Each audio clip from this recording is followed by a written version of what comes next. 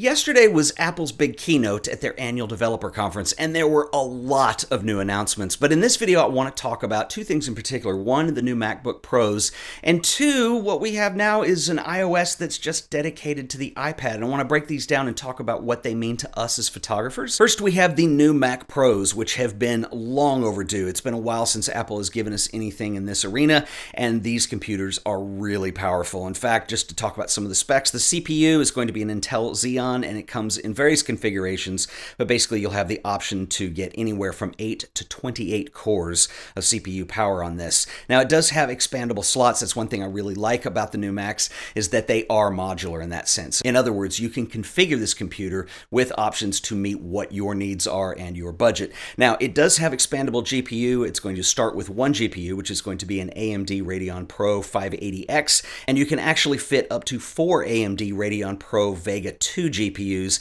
This thing is going to be a powerhouse. Now, memory is expandable. There are 12 DIMM slots, and you can actually fill this up to 2,900 megahertz of memory for up to 1.5 terabytes of RAM. So these are designed for extreme high-end applications, and these are clearly the most powerful Macs that we've ever seen Apple make. We also have a new display that is designed specifically for high-end creative graphics applications. This is the Apple Pro Display XDR, which stands for Extreme Dynamic Range. These are 32-inch 6K HDR displays. They are rated at 1000 nits of brightness and actually include an internal fan. These are LCDs, and they are going to get hot, and cooling will be an issue, but it looks like Apple has really designed a beautiful monitor. It has a 1,000,000:1 contrast display ratio. It comes in a glossy configuration or this new nano-etched matte. The prices on these are not cheap. The starting price on the Apple Pro Display is $5,000, which, by the way, does not include the stand. Now, the stand does look really nice, but plan on budgeting in another $1,000 if this is for you. The only price that we have now on these computers is the base configuration. They're going to start at $6,000. I have no idea what one is going to cost fully loaded. I expect it would probably be somewhere between $40,000 and $50,000. Of course, this is crazy. Probably a middle-of-the-road configuration is probably going to run you at least $15,000 to $20,000. So you're talking about a decent salary for an entire year is what you're going to spend on one of these. So yeah, these computers are pretty much completely prohibitively expensive for people like you and I, but in all fairness, that's not who Apple is targeting with these. They are targeting high-end Hollywood production studios, people who are doing really intensive video and motion graphics workflows. And if you think about, what our needs are as photographers in terms of just producing images using Lightroom or Capture One, or even producing 1080 or 4K video, it's probably not necessary that we have a machine like this. But what I think is cool, though, is that these computers represent the top end of Apple's computer lineup, and they have not updated the Mac Pro in a number of years. And so to finally have really strong updates like this, I think is important because it's going to trickle down into the other technology, into the things that are available and are reasonable for people like you and I to use. So I think it's all good in the long run. It's also really impressive to see what a flagship computer like this can do. Now, the announcement from yesterday that I am the most excited about is the fact that we now have a dedicated iPad version of iOS. It's not just the same iOS that you see on the phone ported over. This is a huge deal. Now, if you have followed my channel this year, you know that I've done several videos, and I'm a big fan of editing my stuff on the iPad. I can do 4K video. It's mobile, it's portable, it's productive. I've done every video this year in this channel with the exception of 2 on the iPad. It is just amazing. It's something I'm a big, firm believer in. Now, has that been perfect? No, and I've talked a lot about the workarounds that you have to do in order to get files to the iPad. That's been the bottleneck. Now, with iOS dedicated to iPad, there's been a ton of UI improvements. It's making better use of real estate on the screen. This is something that we've needed for a while. There are also gestures that you can incorporate for things like copying and pasting. There's things that you can do with new keyboard commands. If you have an optional keyboard, it looks like we're going to be able to use a mouse now with the iPad. There is a desktop version of Safari with a downloads manager if you want to download files from the internet.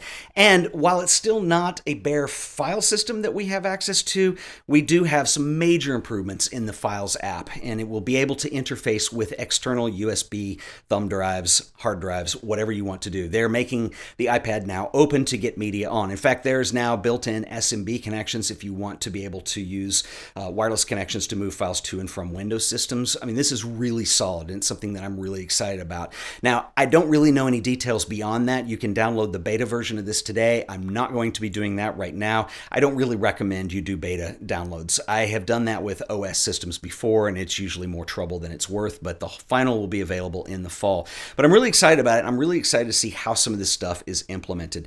There is still one unanswered question for me, though, and there is a bottleneck in terms of the Lightning port or the USB-C port, depending on which iPad you have, and how that interfaces with external stuff. So one of the workarounds that I have is I use the LaCie DJI Copilot, which is an excellent drive that you can use in the field just to back up whatever's on your SD cards. It lives there. I move those files to the iPad. I later archive those files to my RAID system, but that way I can put everything on the iPad for editing and get my work done. The transfer speeds, even on that device, and it is a wired device, so it comes with cables for both Thunderbolt and USB-C, it is slow. It caps out at about 25 to 35 megabits per second. These are USB 2 speeds. Now, back in 2015, iFixit did a teardown on an iPad at the time and found that the controller in there definitely can support Thunderbolt 3 speeds, which are about roughly 20 times faster. However, Apple has the iPad throttled at this point. It probably has something to do with the fact that the same port is also used to power the device, that it's used to transfer data, and there were rumors at the time from people who worked at Apple saying that an optional adapter would be available in the future that would give you access to these faster transfer speeds.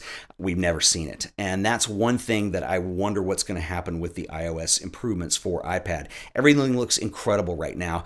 The one bottleneck for me, though, is still transfer speeds, and I've timed it into my workflow, so it's not the end of the world. I just plan that as something that I'm going to do, transfer files while I'm making lunch, or, I don't do it when I'm just sitting there waiting on it. Otherwise, you get really frustrated. But that is one thing that I think we really need to see.